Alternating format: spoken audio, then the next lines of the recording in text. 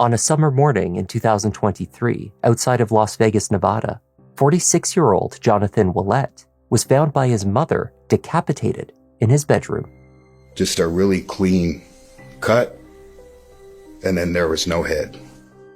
The father of three had been a friendly guy, hardworking and reliable. Behind his easygoing demeanor and smiling selfies was a man with a family in chaos. In the aftermath of his gruesome death, detectives uncovered the dark secrets held by those closest to John. Along with them, motive for murder. Shame on you.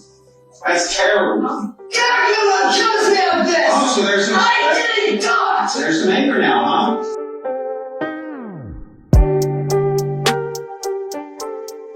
Hi there, I'm Kevin, and welcome to Just Thought Lounge. Today's case is packed full of scandalous details. This family history is sordid, and it makes for an interesting unraveling of events. It also raises questions about what the evidence is actually telling us. Let's take a look.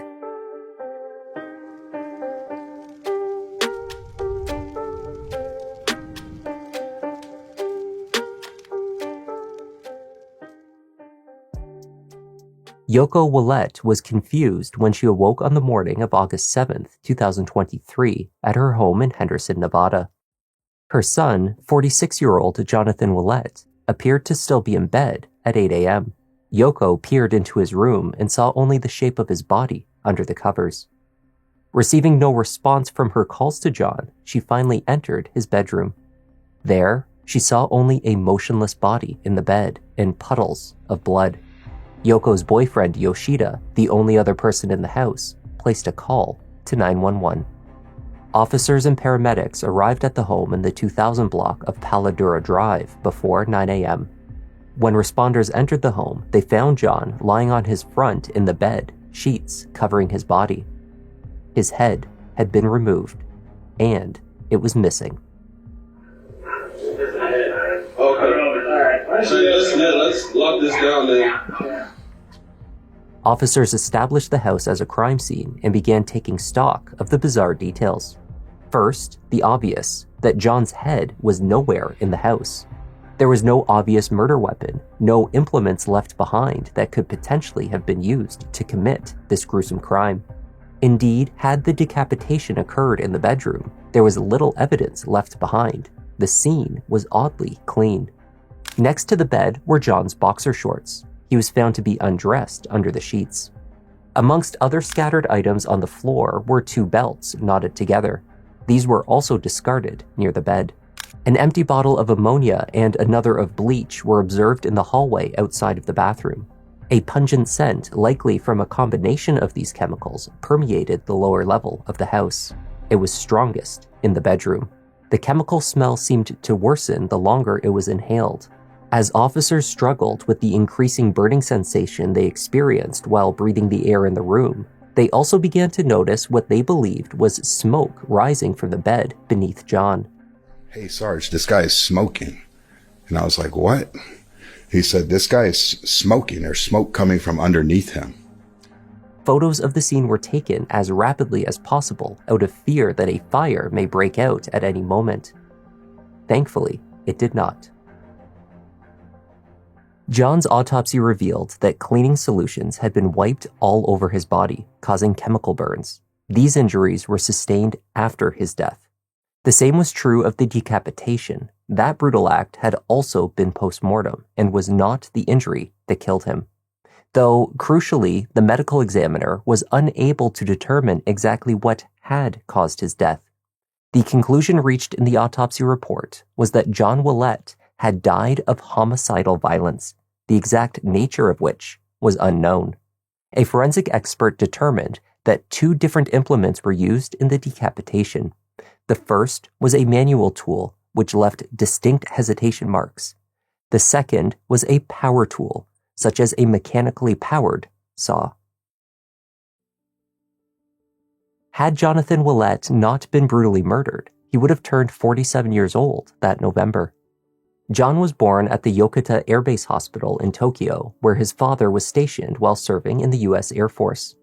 He moved several times in his childhood, from Japan to Montana, then California, before his family finally settled in Henderson, Nevada, following his father's retirement. For over 20 years, John worked on the Las Vegas Strip for various companies selling timeshares. In the years before his death, he established a moving company. Bam, Vegas moving guy.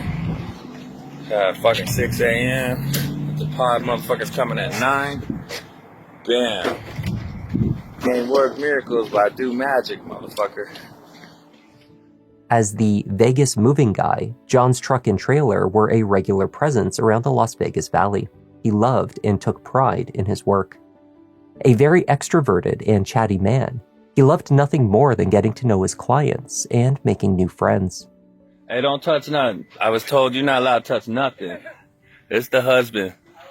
Look, man, we at Jamie Foxx's house. Yeah, man. I gotta send a shout out to DJ moving in his new house. Congratulations. My and then dog. picking the Vegas moving guy. Look. Hey, He was known as a hardworking and selfless man. But John's personal life was not as pleasant and straightforward as his professional one. He had full-time custody of 2 young daughters. Their mother, a former adult movie actress, Devin Michaels, had been granted supervised visitation. In practice, however, they often skirted these restrictions and shared their care and time with their daughters. John's eldest son, Devier, was from an earlier relationship. The 27-year-old held a job as a home security system technician. He installed security cameras. The two had been close at one time, even working together. You know, we gotta stick Devier's ass to now. He's the youngest. He can go well. More recently, their relationship became strained when John discovered that his son had secretly married the mother of his children.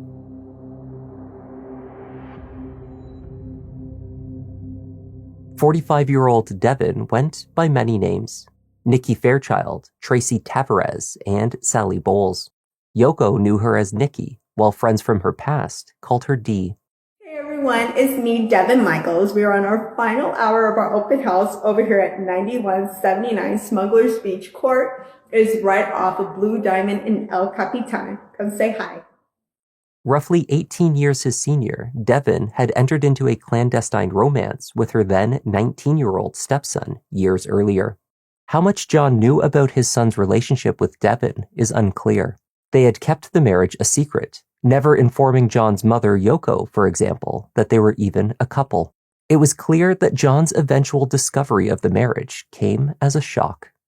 He wrote to Devier, "You have nothing to tell me? WTF," followed by "devil shit." With the marriage, his son became both stepbrother and stepfather to John and Devin's 2 girls. John was Devin's ex-lover, but now he was also her father-in-law. Even more unexpected, despite these bizarre circumstances, in the days leading up to his death, John was moving from his mother's home on Paladura to once again live with Devin and their daughters at the house she shared with Devier. According to Yoko, the two were reconciling. They were to be a traditional family once again. It was not clear how Devier fit into that picture. Investigators first interviewed Devin at her home on Porcupine Rim Street in North Cheyenne, another neighborhood in the Las Vegas Valley. The audio was recorded. Devin told investigators that John had recently broken off an engagement with another woman. He wanted to move in with her to establish greater stability for their daughters. He's ready. He actually threw his engagement ring in the trash last night. So he said it's done. He's 100% done. And he wants to have a family with the girls and everything, but we're not fighting back and forth. Yeah. We brought as much as we could to the house last night. As investigators continued to probe, Devin's characterization of their family dynamic became more confused. She claimed that neither her relationship with the father of her children, nor her relationship with her husband, who was his son, was intimate in nature. And you guys have been off and on since when? No, we're not off and on. We're just trying to make a family work. Like, we're not physically intimate or anything like that. We're just trying to, because the girls really want us with one house, yeah. Do you have a boyfriend or anything right now? Yeah, I'm married. You're married? Yes. We were told that you guys are possibly trying to get together. No, we're trying to get everyone in one house and be a family. Oh, okay. For the girls. So, who are you married to? I'm married to them, yeah. The son? Yes, sir. Oh, okay. So, Devier, his son, and you are now married. How long have you been married? Almost 2 years. Both Devin and Devier downplayed the romantic nature of their union when questioned by police, describing their marriage as one of convenience, not intimacy. Devier claimed that he married his stepmother primarily to help her out as a caregiver to both her and his younger sisters. She claimed to have multiple medical conditions that required a number of prescriptions and frequent hospital stays, which made her life challenging. Devier offered to help. You know, when we're talking to Yoko, doesn't sound like she knows. She doesn't know that we are married like that. She just thinks that we are still together. So what was your reason for getting married to Devier? Because legally, as my spouse, he has more rights and access to things that someone just as a random. So like you got prescriptions. He can do anything as my spouse. I had to go into the hospital in an ambulance. He's the one that take care of all of that. Okay. So are you guys like intimate together? Does he sit in your room? Sometimes, like, I'll fall asleep when we watch TV, but he sleeps on the couch. Only in later conversations did Devin concede that she had, at one time, been physically intimate with her young husband. But she claimed that had not been the case for years. Police searched both of John's homes, his mother's house on Paladura, where he was killed, and the house on Porcupine Rim, where he was in the process of moving. At Devin's, they uncovered a wealth of evidence that appeared to contradict her statements to police. Pictures from her traditional wedding ceremony with Devier, both very happy and appearing very much in love. There were further family portraits with the girls. Many images showed them being overtly affectionate. Most revealing, on the bed in the room they shared, investigators found a notebook. Pages and pages of handwritten notes and letters detailing the 45-year-old's love for the man that had once been her stepson. One letter addressed to Devier began, "My dearest love, I cannot begin to tell you how grateful I am for you." It later continued, "I am yours forever, mind, body, and soul." Though the picture painted by Devin's notes was not all happiness and romance. The couple clearly had a tumultuous relationship. They argued frequently, leading Devier to escape to California for a time, leaving Devin devastated and angry. "I lost everything for you, and you leave me at my lowest," she wrote. Investigators would learn that after Devier moved to California, Devin tried to force him to return to Nevada. She told him that she was pregnant with his child. If he did not return to her, she would have the baby, she said, and tell everyone who the father was. He did ultimately return to her. Correspondence between the two showed a roller coaster of emotions. It revealed that Devier had attempted to leave Devin more than once before being enticed back, one way or another.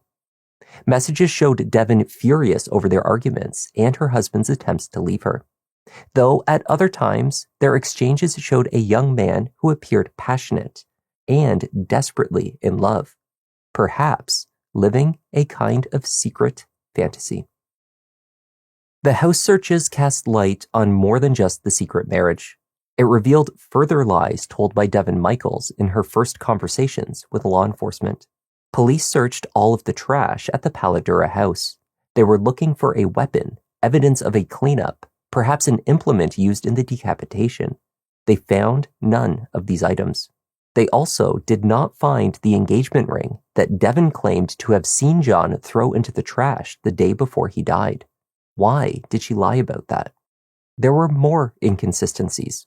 She told investigators that John had registered guns, which had been moved to the Porcupine Rim house, but without ammunition because she did not have a gun safe.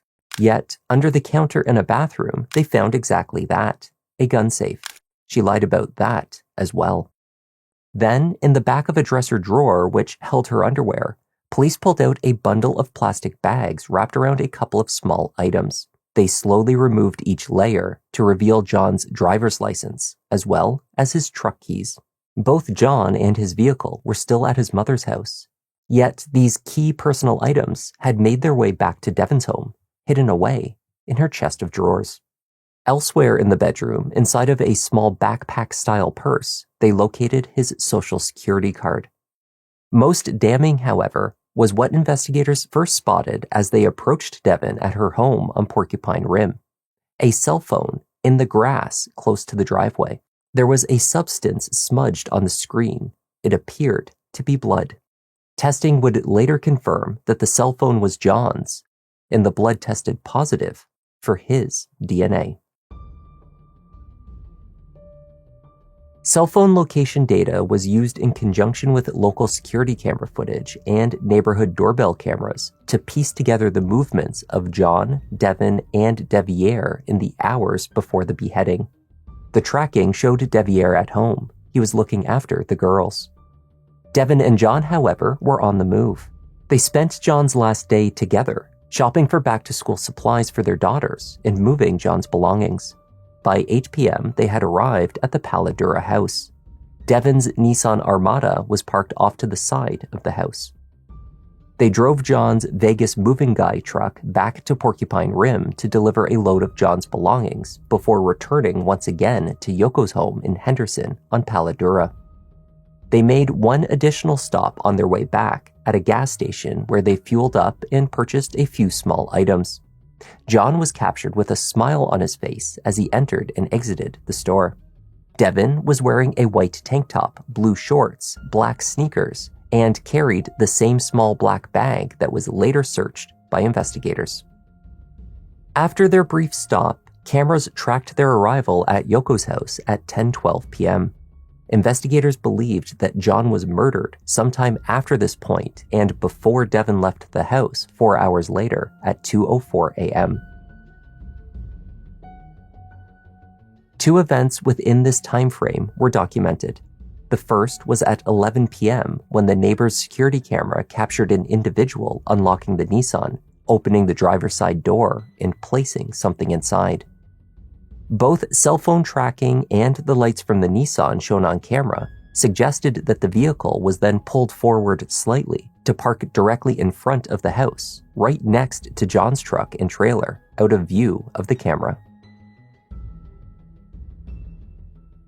The second event was an encounter between Devon and Yoko, which took place in the kitchen sometime around 1 a.m. Yoko came downstairs from her bedroom for a glass of water. In the kitchen, she spoke with Devon for a period of roughly 15 minutes. The two did the dishes.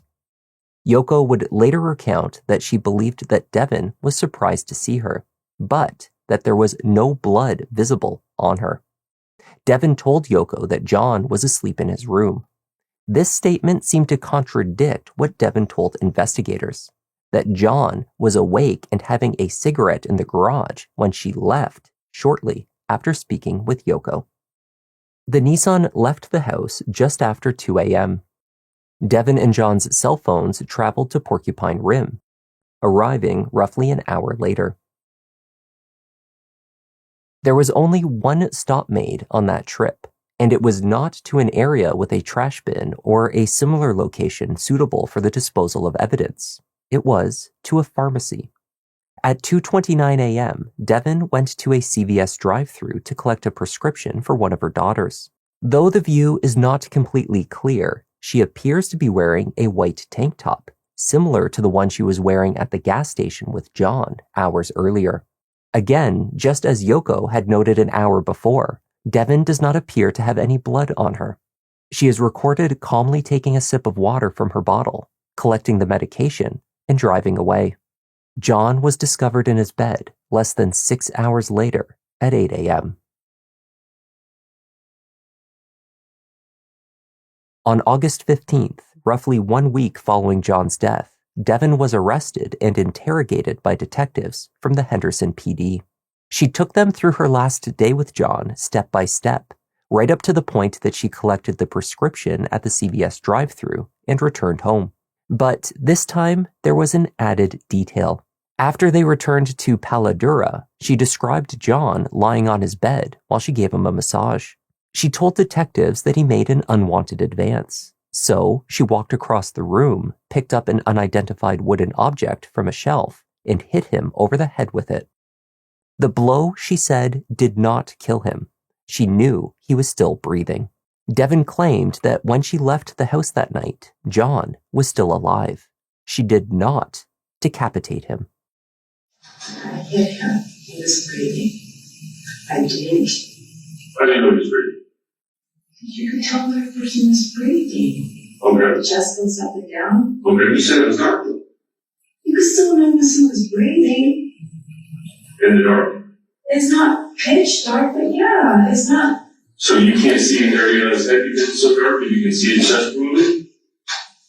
You can't see what you grab off the shelf because it's so dark, and you walk over, and then you can see him breathing? Yeah, you could see some person breathing. Your eyes can adjust. Devon's claims about what motivated her to attack the father of her children were varied and inconsistent. At first, she implied that she hit him in response to unwanted sexual contact. She also later stated that she and John had been in a physical relationship in exchange for him paying her bills. Devon made accusations of abuse and suggested that John had a problematic relationship with alcohol. He had been a heavy drinker. Devon also made a claim that she meant to hurt John just enough to hospitalize him. Then she could figure out what to do with the children. For investigators, it was this motivation that seemed to provide the most obvious explanation for the murder. With John out of the way, Devon would regain custody of her girls without him moving into the house. She would have the family that she desired, but with the husband that she really wanted. When confronted about the decapitation and the cleanup, Devon vehemently insisted that she had no recollection of that period of time and that it was impossible for her to have done what they said. I feel like it's not real. No, everything, like, all of this feels like a nightmare. Like, I remember being with him and him us talking and everything like that, but the actual, it does not feel real. I don't feel I was there that long. I remember being there, yoga, pharmacy, home. I thought I was home at like 2 something. You guys are saying it was 2:42. Yeah, I promise you. Okay, so after you get home. I got home, I got a shower, and went to bed. I don't remember, and in my recollection, it was not like that. I remember talking to Yoko, giving her the keys, picking up my stuff, and walking out the door. I do not remember any of this. They told me, they asked me, where's his head? And until then, I didn't know anything about that. They're like, well, didn't Debbie ever tell you? No, Debbie ever didn't tell me anything about that. Well, did he leave that night? No, I don't remember Debbie ever leaving, but I don't remember anything. I just remember going home and everything. I don't remember. I remember the driving to the pharmacy. I just remember being at the pharmacy. Investigators speculated that Devon disposed of the evidence from the scene directly into a neighbor's trash can. The scheduled garbage collection was that morning, only hours away. If she carried items outside in a laundry basket away from the view of the neighbor's camera, it would have been collected by the time Yoko discovered John's body the next day. No, this is because it empties out after you cut his head off. I didn't cut his head off. Oh, you didn't? No, I didn't. Then you didn't. Explain how this happened. I don't know. I can't cut a person's head off. But you can hit him with a stick. Is there a chance that that could have been a knife of some sort? Why? How do you know it was dark? Doesn't make sense, does it? Devin was shown the bottles of cleaning products on the floor that had tested positive for her DNA. These bottles were identical to products located in her home. She was confronted over the phone data that John's cell phone had traveled with her to her house with his blood on it. Devin explained that John had cut his hand while moving furniture into his trailer earlier that day. It was logical that he would have bled a little onto his device. He had told her to keep his other personal items safe while moving. But the medical examiner determined that the only bleeding injury John had sustained on his entire body was at the neck, nothing on his hand. Despite the mounting evidence, Devin continued her denials. She cited a medical condition that impacted her memory. You think that you're smarter than me? No, I don't think I'm smarter than anybody, but I didn't do this. And you're telling me because I have the same cleaning. No. The cell phone that you take, you have to take the cell phone from his house back to your house after he's dead, because there's blood on it. His wallet, his keys, things that you're not supposed to have wrapped up in a bag 8 times shoved in your underwear drawer. Number one, you're the last person to see him. You're the last person to physically assault him. Hit him in the head. He's in the exact same spot. I think we're done. Absolutely. And your girls are definitely there resent you because you can't even have the audacity to give them closure. Shame on you. That's terrible. Dracula, accuse me of this! Oh, so I didn't do it! there's some anger now, huh? I told you from the beginning I didn't Is do that it! how you feel against him? No! I still have to feel against him. I think you're just upset that you got caught. In July 2025, Devin Michaels agreed to a plea deal that would see her serve a life sentence for murder with the possibility of parole after 15 years. When it came time to address the court and formally accept her sentence, she instead took the opportunity to proclaim her innocence. I know right now no one in the family is going to believe me. I know right now no one in the family feels that I'm innocent at any point, and I understand that, but I can actually prove my innocence. I actually can, and I'm not going to stop fighting to prove my innocence. I have more than enough, and Jonathan deserves to have the actual person who's guilty behind bars. Devin accused the state and Henderson investigators of manipulating the evidence against her and twisting the truth. The way that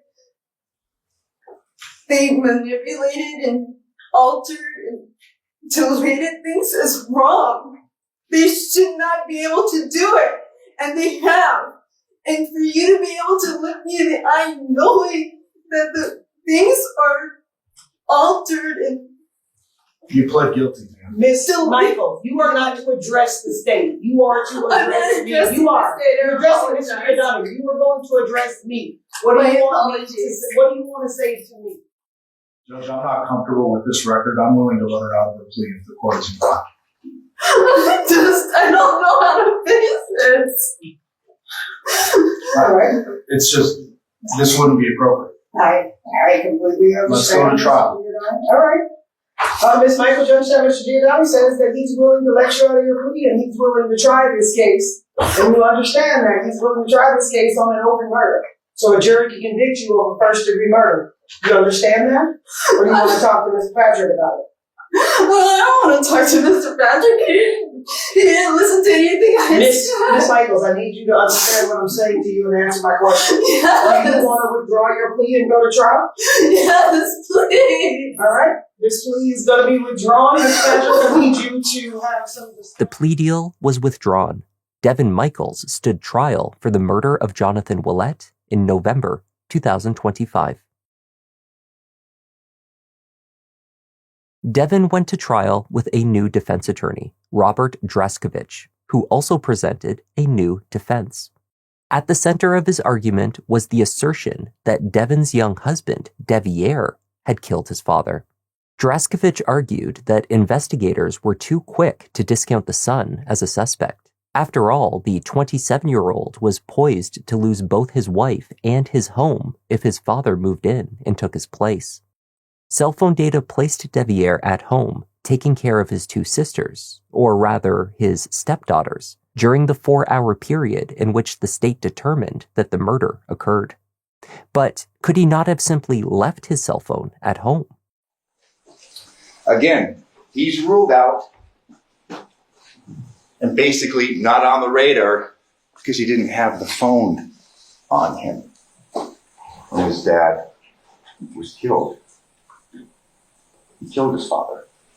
He just left his phone at home when he did that. There was some activity on Deviere's device while it registered at the house on Porcupine Rim. At 10:36 p.m., he texted his wife telling her that he was going to bed. Roughly 2 hours later, his wife still not at home. He was awake and viewing photos of the two of them together. The state suggested this phone data was an alibi. The defense argued it showed motive to kill his father. When Deviere took the stand, he was soft-spoken and reserved in his responses. At the time of the trial, he and Devin, who he often referred to as Nikki, were still legally married. He told the jury about his marriage and the strain that it had placed on his relationship with his father. When you're having this sexual relationship with Nikki, is it a tumultuous relationship? I don't know the definition of it. Okay. Is there a lot of kind of arguing and back and forth, or you describe it for me? There was arguing back and forth. Devin was not the only one who initially lied to law enforcement in the first days of the investigation. Deviere had also told detectives that he was in a marriage of convenience, stating that he slept on the couch every night. At that time, he also said that he and his father had never gotten along.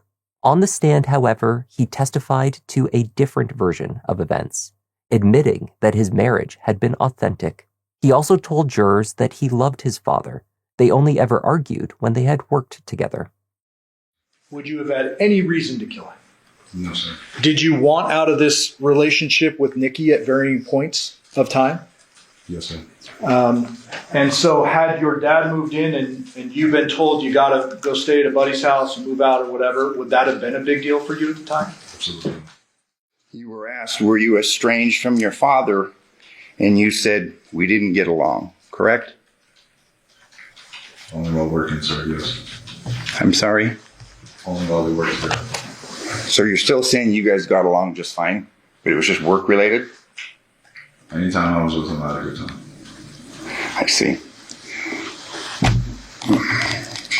But you guys don't text, you don't call, correct? Not after he found out I was married. You went to the Palo Verde residence, didn't you? The Palo Verde residence. No, sir. If you're talking about the night that my father was married, Yeah. I was home with the girls. We watched a movie. I put them to sleep. I received a text her letting her know that I put them to sleep, and I went to sleep myself. And that's your testimony under oath, correct? Yes, sir. A motion-activated home security camera positioned around the corner from the Porcupine Rim home captured Deviere's white work truck parked in front of the house on the evening of August 6th. It was in the same position the following morning until he left for work at around 7:30 a.m. No cameras in the neighborhood captured him leaving either in the van or by any other means between those times. Indeed, there was only one street leading to and from the neighborhood. No vehicle could have driven it without being captured on camera. The distance between the two houses is about 25 miles. The defense suggested that if anyone was in a position to successfully avoid detection from home security cameras, it would be Deviere, who worked in the field. A technician would notice camera placements and understand better than others how to avoid capture. They circled through countless pictures from Deviere's phone of all the cameras that he had installed. They also pointed to a footprint located in the backyard of the Paladura house. It was never analyzed against any suspects. Could Deviere have accessed the house in the night through the backyard? undetected. Through a translator, Yoko told the jury that she spoke with Devin, who she knew as Nikki, around 1:15 a.m. on August 7th. After returning to her bedroom, she was awoken by a loud noise, followed by dogs barking. She estimated that was at roughly 2 a.m., though she had previously told police, as well as the grand jury, that she believed the noises she heard had been later, closer to 3 a.m., which would have been outside of the window of time for Devin to have committed the murder. Yoko's partner, Yoshida, testified that he had been using a butcher knife to prepare dog food on the afternoon of August 6th. The next day, the knife was missing. It was never found. In addition to the allegations made by Devin's defense team towards her husband, they also poked holes in how the investigation was conducted. Nearly every witness who had attended the crime scene testified that there was far less blood than they would have anticipated seeing given the nature of John's injuries. That a power tool had been used and there was no spatter anywhere on the walls could have suggested that he was actually decapitated elsewhere and later moved to the bed. Luminol testing to reveal stains that had been wiped clean was never undertaken. There was no direct evidence linking Devin to this gruesome act, no link to the tools used. Draskevich suggested that someone installing home security systems every day likely kept such power tools for their work. Very reasonable to assume. Common sense would dictate that the person that killed him decapitated him. And through the course of this evidence, they have not shown a scintilla of evidence that she was involved with a decapitation. She didn't do it. Try and paint her as this devious, manipulative, conniving temptress. But think about that. The flip side, a 19-year-old. You know, when we talk about motive, what drives a person to murder, is it not passion of a young man? His first love that's coming to an end when dad's coming in and moving him, the dad that he said was never there for him. When it came time for the state to close its case, prosecutor John Gordani told the jury that it was time to shift the focus back towards reality, that there was an overwhelming amount of evidence that Devin Michaels had committed this murder and everything that followed. Accusing an innocent man would not change that. Let's talk about reality. I want to commend my colleagues over here who represented Ms. Michaels first, because they've done an exceptional job. And Ms. Michaels is entitled to a fair trial like we talked about in jury selection. They've done a good job of coming through and poking as many holes as they can in the evidence, and I commend them on that. But make absolutely no mistake. That woman is guilty as sin. That family deserves justice. Those girls deserve justice. Do not take this lightly just because a real polished defense attorney gets up here and spins a yarn for you. Do not take this lightly. Those people deserve justice. What single piece of evidence suggests Devier did this? Not one. Not a one. And when you start accusing an innocent guy of murder, Devier, you got to think about this for a second.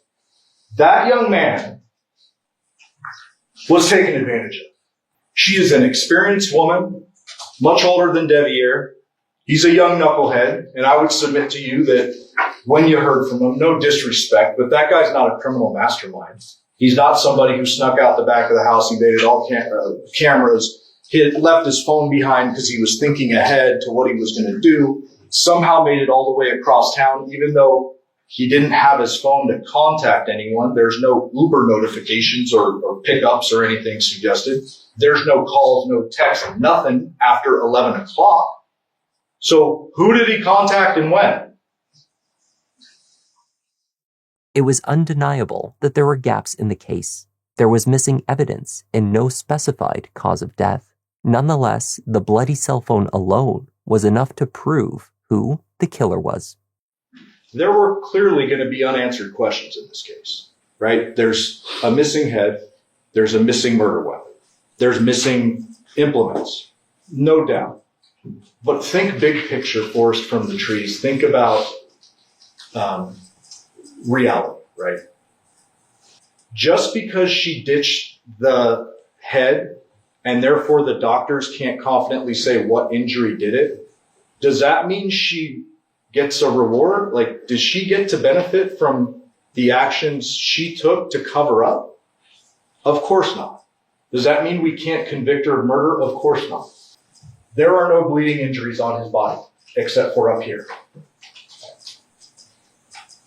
The phone left at 2:04 with a droplet of blood on it.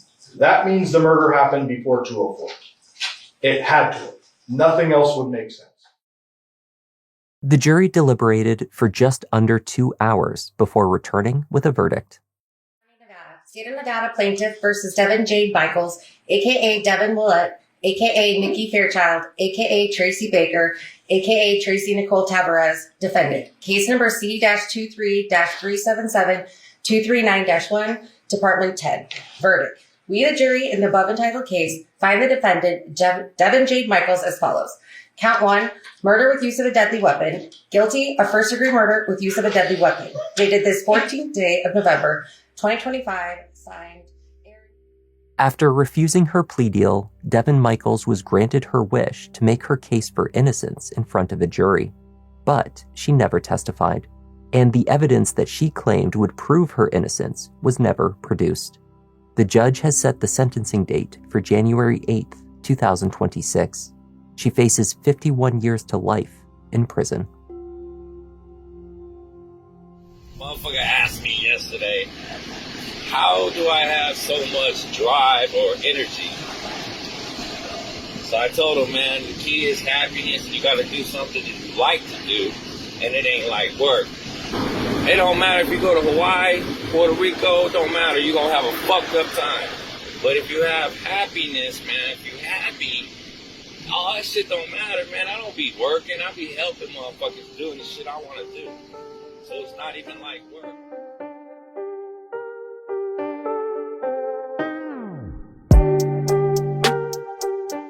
And that was the tragic case of Jonathan Willett.